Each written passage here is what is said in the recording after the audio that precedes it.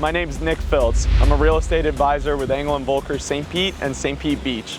Today I'm here at the St. Petersburg Pier, located in downtown St. Petersburg. The pier took 3 years to construct and was open to the public in July 5th, 2020. The initial budget for the project was $50 million.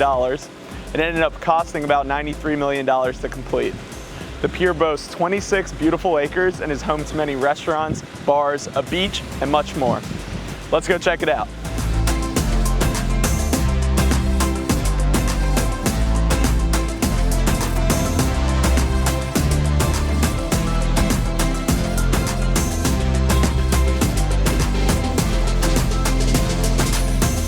If you're ever in doubt of what to do with your time off in St. Pete, the pier has something for everybody.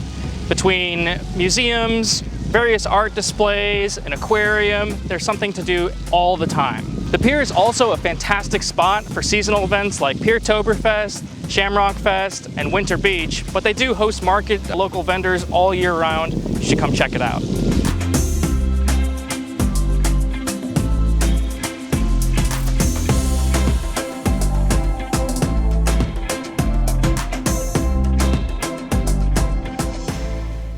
So if you're looking for something fun and cool to do, if you want to wine and dine, you have to come to the St. Pete Pier. My personal favorite is Pier Tiki, just one of 6 bars and restaurants here at the pier, and it has something for everyone. There is a fit for everyone's taste here, ranging from a more fine dining experience at Teak with their 360-degree floor-to-ceiling windows, giving picturesque views of the downtown skyline in Tampa Bay, to a more casual, family-friendly experience like Spa Bistro, offering outdoor seating right by Spa Beach. Now, when you go to Tiki, you have to tell them Aubrey sent you, and make sure you get their sweet empanadas and their froze. It is chef's kiss.